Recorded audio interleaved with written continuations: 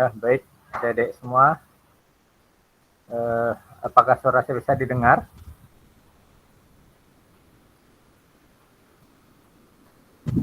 Bisa, Pak.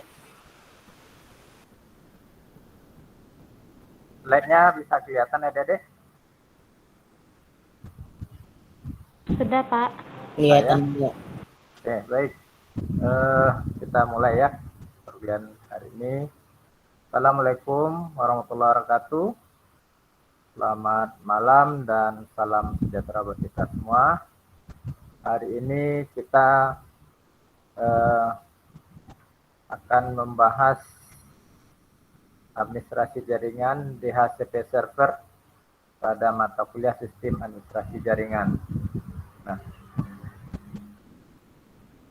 mungkin pada saat ya kita berada di suatu tempat, nah di mana di tempat tersebut ada akses point ya, ada fasilitas wifi dan lain sebagainya. Nah, tiba-tiba kita ingin ingin mengakses internet, apakah itu melalui handphone ya, melalui tablet, smartphone, melalui laptop dan lain sebagainya. Nah, ternyata tanpa kita setting IP address-nya, nah, setelah kita tahu password daripada akses point tersebut atau akses point tersebut tidak diberikan password ya, nah sehingga siapapun user pada saat berada di jangkauan akses point tersebut, dia bisa untuk mengakses internet. Nah, terus selanjutnya terkadang pada saat kita ingin mengakses internet, nah kita harus melakukan setting IP address. Nah, biasanya itu kita lakukan pada saat kita mengakses internet menggunakan PD ya, PD Telkom, PD Telkomsel. Nah, nanti kita akan bahas ya. Nah, kira-kira menurut adik-adik semua ya,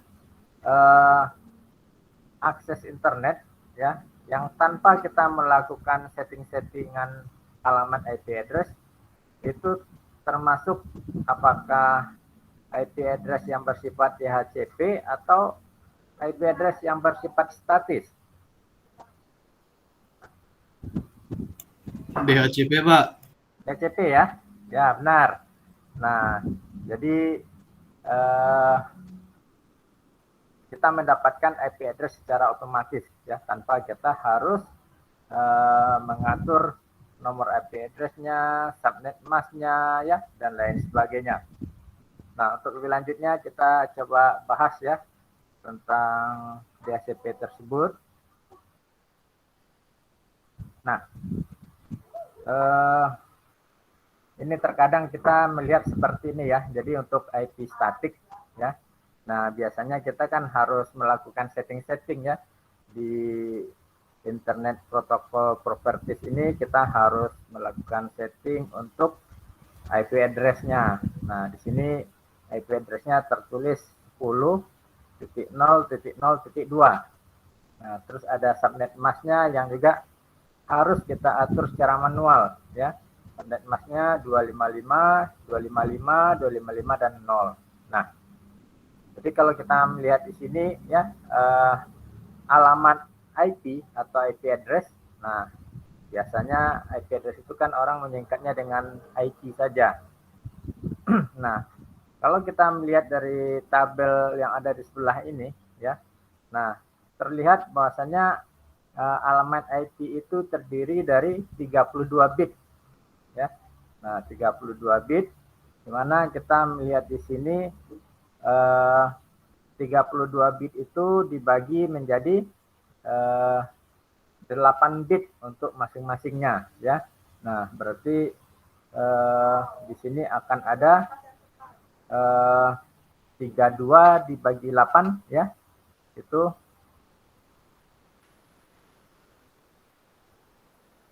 adalah 4 ya. Nah, 4. Nah, ini kan yang 10 ini terdiri dari 8 bit ya. Yang 0 ini juga 8 bit. Yang 0 yang kedua 8 bit.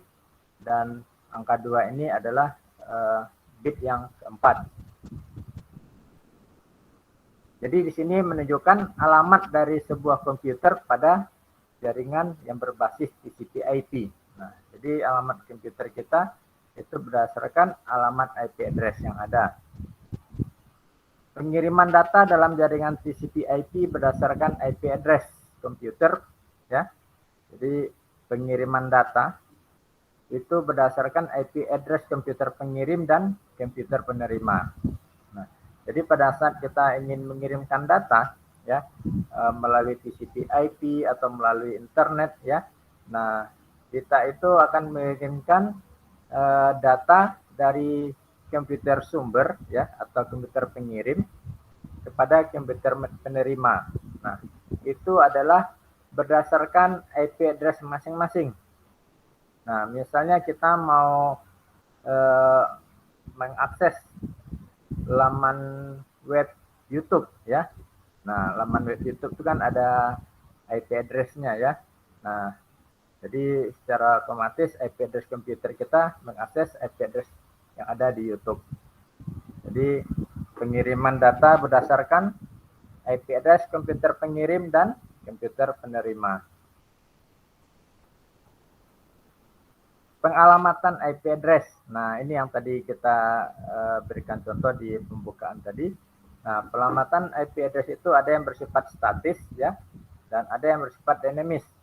Nah, IP statis yang tadi yang kita lihat, ya, kita melakukan konfigurasi secara manual.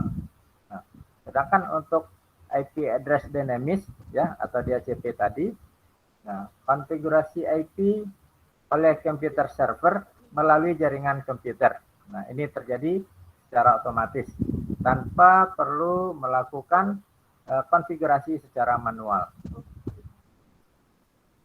DHCP atau Dynamic Host Configuration Protocol, ya, adalah merupakan protokol yang dipakai untuk pengalokasian alamat IP dalam sebuah jaringan, ya. Jika non DHCP, ya, jika IP address itu non DHCP, pemberian alamat dilakukan secara manual, ya, satu persatu ke dalam sel komputer. Jika menggunakan DHCP, seluruh komputer yang tersambung di jaringan akan mendapatkan alamat IP secara otomatis dari server DHCP. Nah, jadi seberapa banyak pun orang-orang yang memiliki perangkat komputer, handphone, dan lain sebagainya, jika dia berada di dalam jaringan sebuah internet, di mana servernya itu menggunakan DHCP server, maka seluruh perangkat-perangkat tersebut dapat terhubung tanpa melakukan konfigurasi IP address secara manual. Selain alamat IP, banyak parameter jaringan yang dapat diberikan oleh DHCP. Nah, misalnya default gateway dan DNS server.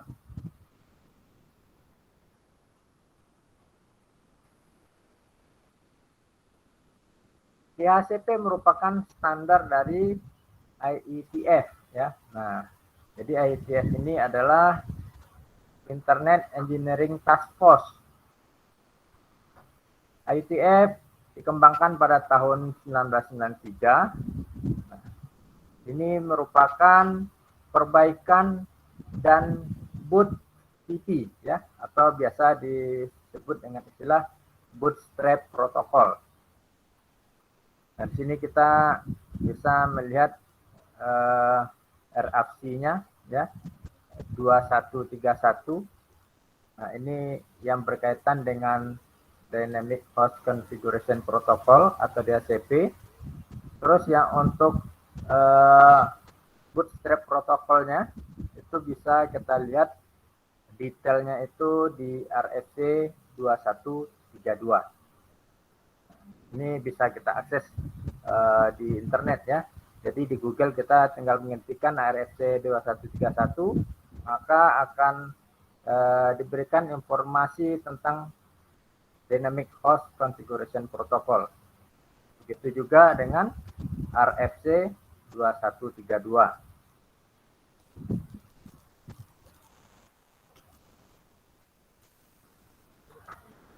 Nah, jaringan semakin besar dan semakin kompleks sehingga butuh konfigurasi secara dinamis, ya. Nah, ini salah satu alasan kenapa kita harus menggunakan konfigurasi secara dinamis, ya, atau secara otomatis. Nah, jadi kalau seandainya kita memiliki 100 komputer, ya, yang terhubung di dalam sebuah jaringan dan harus mengkonfigurasi satu persatu, ya. Jadi kalau kita tadi menggunakan IP statik, ya. Nah, kalau kita menggunakan 10 komputer, nah mungkin tidak ada masalah, ya, kalau kita melakukan konfigurasi manual untuk 10 komputer. Nah, itu akan bermasalah pada saat komputer kita yang akan terhubung adalah berjumlah 100 komputer, 1000 komputer. Nah, jadi kita tidak akan ada waktu untuk melakukan konfigurasi secara manual. Pengiriman informasi tanpa admin, ya. Nah, jadi tidak perlu konfigurasi tiap komputer, tidak ada manual konfigurasi di klien. Nah, jadi kita tidak perlu melakukan konfigurasi, ya, secara manual di sisi komputer klien. Selanjutnya, host-host yang terkonfigurasi secara statis itu bisa berdampingan dengan yang dinamis, ya. Nah, jadi dia tidak akan terjadi konflik, ya. Ada satu komputer yang dikonfigurasi secara statis, ya, dibuat konfigurasinya secara manual. Nah, dia tidak akan mengganggu, ya, IP address yang digunakan secara dinamis.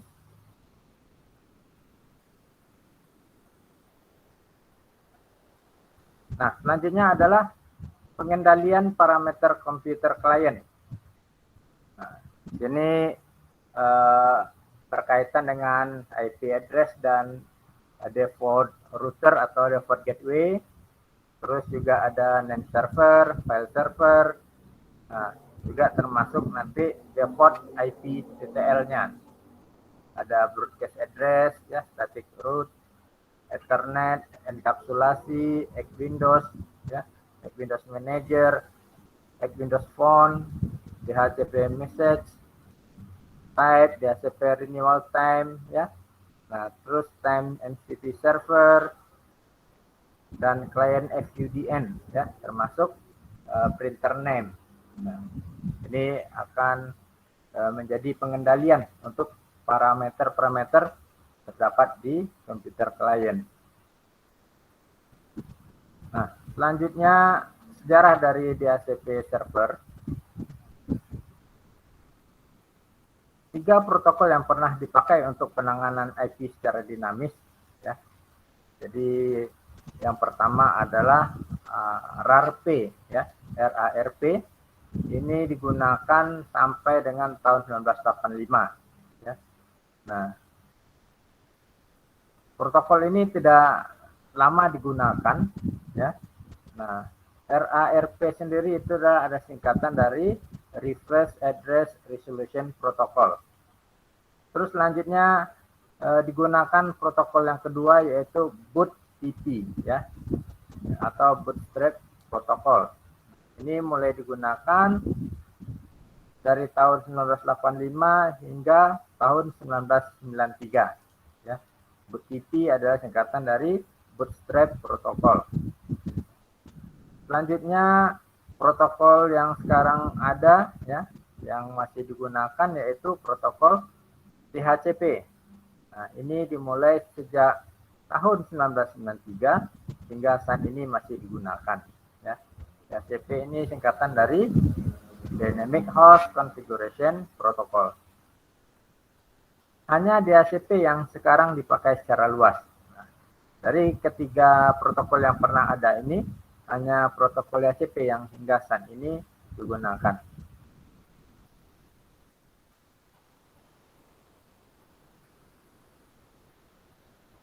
Nah, ini sistem kerja daripada RAR tadi, ya. request address routing protocol itu ya. Nah, jadi pertama dia akan melakukan permintaan ya, request kepada RRP server. Terus selanjutnya server akan melakukan reply atau memberikan jawaban. Nah, terus si server akan memberikan IP address pada komputer yang meminta tersebut.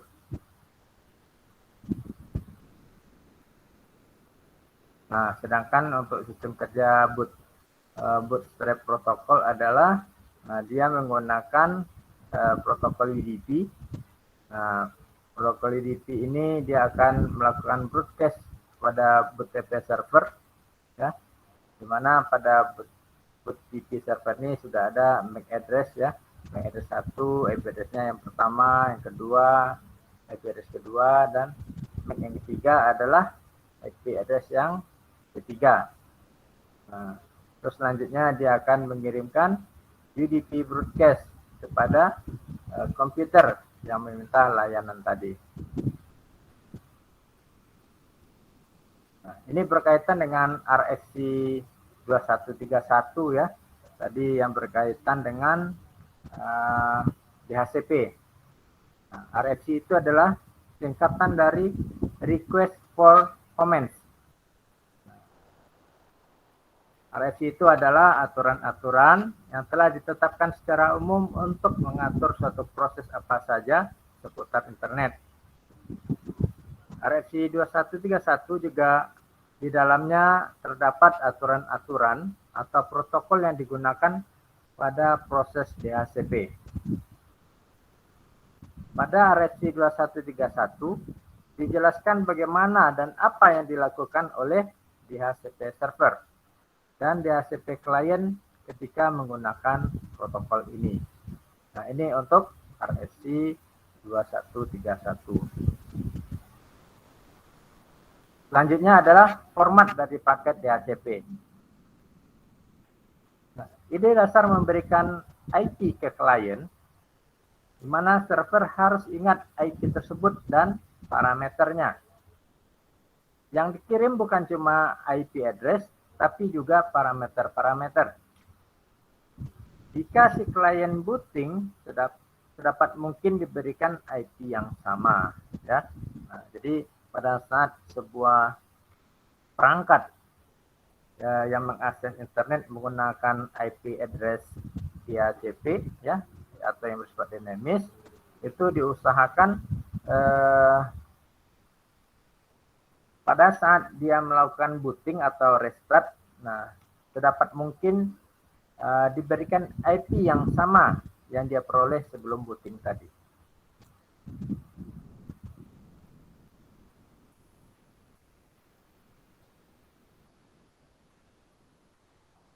Nah, selanjutnya adalah sistem DHCP. Pada sistem DHCP itu ya ada yang disebut dengan istilah binding atau list ya. Nah, ini adalah kumpulan satu IP address dengan satu klien. Selanjutnya, si klien menyewa dalam waktu tertentu. Jika waktu habis, si klien harus menyewa kembali. Pada sistem DHCP terdapat dua jenis timer ya. Ada untuk renewing ya, atau dikodekan dengan T1, terus ada rebinding dengan kode T2, di mana T1 harus ditentukan terlebih dahulu. T1 bagi setengah T2.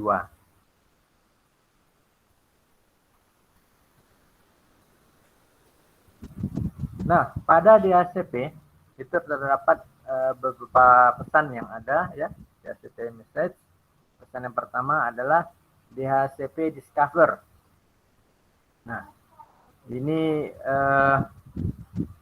tipe pertama yang ada pada DHCP yang menentukan klien broadcast untuk menemukan server DHCP lokal.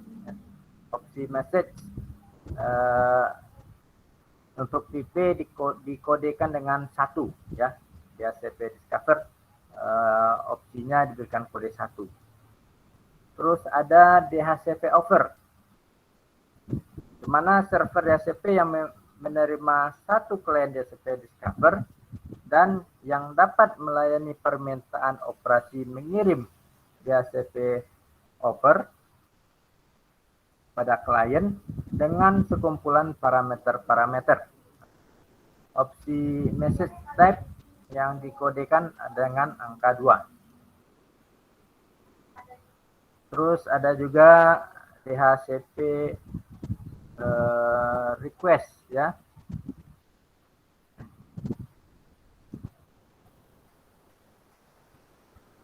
Nah, DHCP request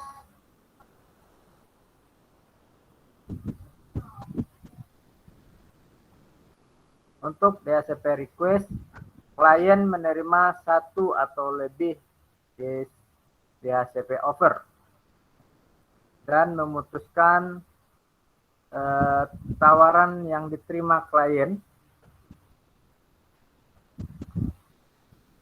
kemudian mengirim tawaran DHCP request kepada si pemenang ya, atau kepada yang meminta daripada DHCP tadi. Semua server yang lain mengetahui pesan broadcast dan dapat memutuskan bahwa mereka berada dalam kondisi yang kalah. Nah, opsi message type yang didekodekan pada DHCP request ini dengan kode 3. Ya. Terus ada DHCP pack ya, dan seterusnya. Nah, jadi ada beberapa lagi untuk DHCP message ini ya. Ada DHCP next, ada DHCP decline, DHCP release ya, DHCP inform dan lain sebagainya.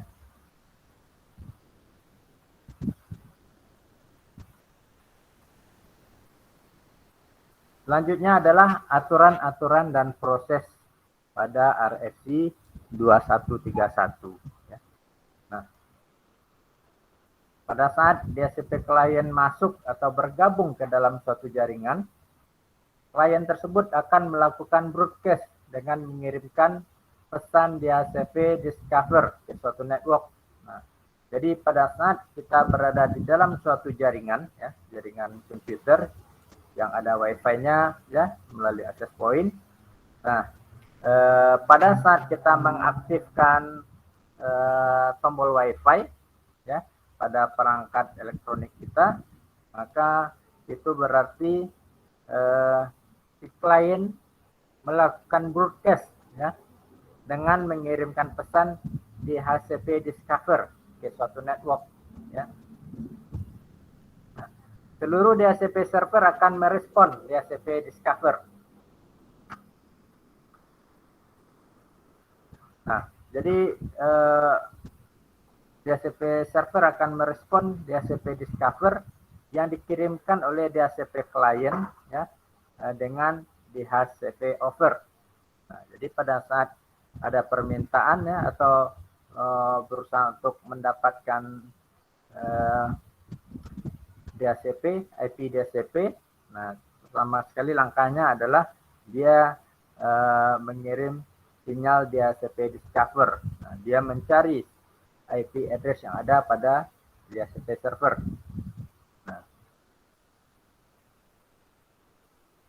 ketika klien mendapatkan DHCP offer, si klien memiliki dua pilihan, yaitu mengirimkan DHCP request untuk menerima konfigurasi dari DHCP server.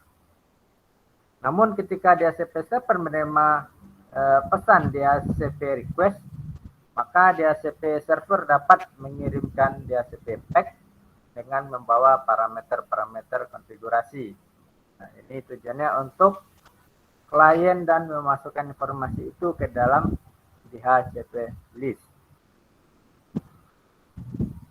Jika DHCP klien telah selesai ya, atau meninggalkan jaringan, nah pada saat kita telah memutuskan ya koneksi menggunakan Wi-Fi, nah maka DHCP klien mengirimkan pesan DHCP release ya.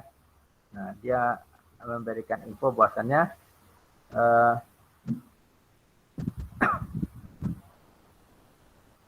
dia akan mengirimkan pesan di HCP release. Nah, ini adalah untuk sebagai tanda bahwa si klien telah keluar atau tidak menggunakan network address. Namun tidak semua sistem operasi yang melakukan.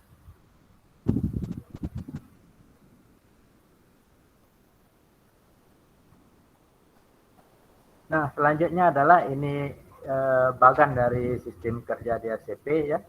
Ini kita lihat ada DHCP Discover ya, ada UDP Broadcast, DHCP Offer ya, atau UDP Broadcast, terus ada DHCP Request dan juga DHCP ACK ya. Nah, kalau dari bagian tadi bisa kita terjemahkan ya sistem kerja DHCP.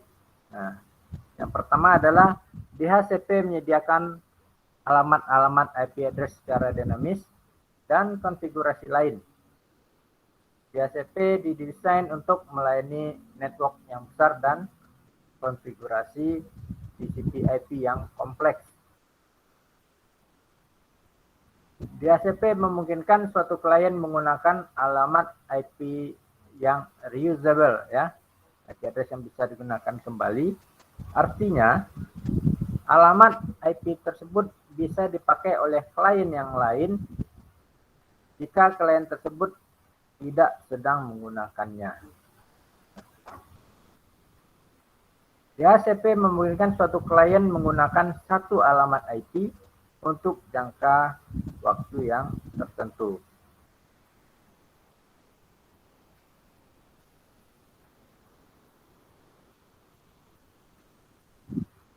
Selanjutnya terusan dari sistem kerja DHCP tadi ya. Nah, DHCP akan memberikan alamat IP address dan parameter-parameter konfigurasi lainnya kepada klien. Jika suatu host dalam kondisi on, maka dia akan meminta ke DHCP untuk diberikan satu alamat yang masih kosong. Tapi dari mana dia tahu atau bisa ya alamat DHCP server? Apakah proses DHCP meliputi beberapa tahap ya? Nah, di sini ada beberapa tahap yang harus dilalui. Yang pertama adalah tahap mengidentifikasi DHCP server. Terus di tahap yang kedua ya. Nah, itu ada kegiatan untuk meminta IP address. Terus yang ketiga adalah menerima IP address yang sudah ada atau memutuskan untuk menggunakan IP address.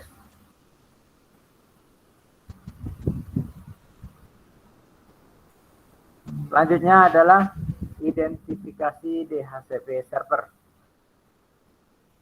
Untuk diidentifikasi DHCP server, suatu klien mengirim DHCP Discover secara broadcast. DHCP server akan memberikan DHCP Offer. Dia akan memberikan DHCP Offer ya, pesanan tersebut. Nah, di sini juga dijelaskan ya, membuat DHCP server per jaringan ya, per network juga kurang bagus karena akan membutuhkan server yang banyak dengan konfigurasi yang benar-benar harus konsisten. DHCP menggunakan konsep DHCP Relay Agent. Minimal ada satu agent per network ya. Nah, biasanya dirangkap oleh router. Agent mempunyai satu informasi alamat IP DHCP server.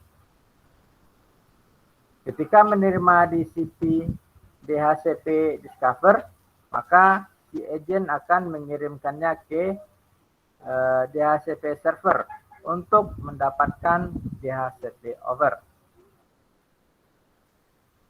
DHCP Offer kemudian diteruskan ke host yang mengirim DHCP discover tadi. Jadi di sini host tidak perlu langsung berhubungan dengan TCP server.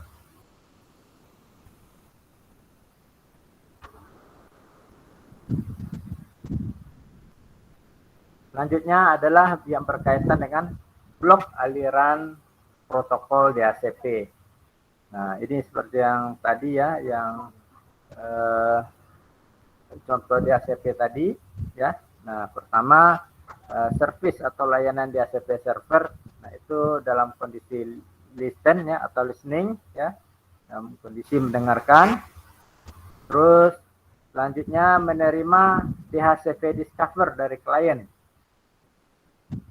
Terus selanjutnya DHCP server menawarkan IP address ya.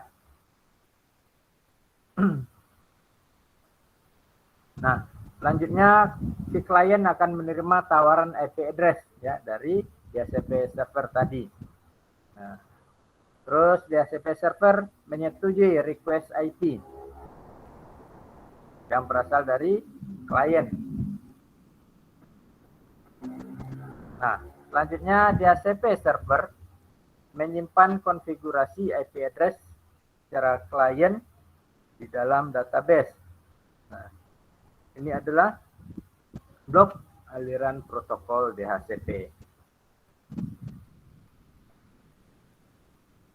Oke, Dedek, untuk malam ini kita agak ringkas saja ya. Ada 20 slide tadi yang telah disampaikan. Nah, apakah adik-adik ada yang ingin mendiskusikan tentang DHCP ini? Mungkin ada pengalaman ya untuk menggunakan DHCP dinamis ini ya, DHCP server.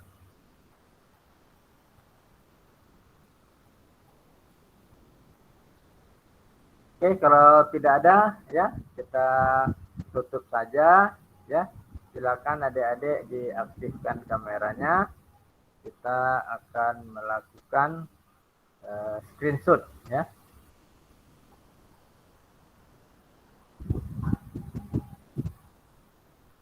Nah, dalam minggu ini adik-adik sudah ada yang mulai ini ujian UTS-nya, mata kuliah. Sudah ada? Belum ada, Pak. Belum ada ya. Nah, berarti mungkin minggu depan ya akan diadakan UTS oleh dosen-dosen yang lain juga ya. Nah, oke, baik, kita screenshot dulu ya. Kita hitung sampai 3 ya. Oke, 1, 2, 3. Oke, baik adik-adik. Terima kasih ya untuk hadir di perkuliahan malam ini. Kita tutup perkuliahan hari ini dengan mengucapkan wabillahi taufiq wal hidayah. Wassalamualaikum warahmatullahi wabarakatuh. Selamat malam dan salam sejahtera buat kita semua.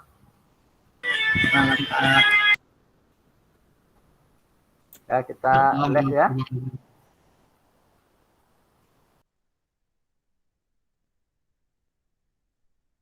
Waalaikumsalam warahmatullahi wabarakatuh.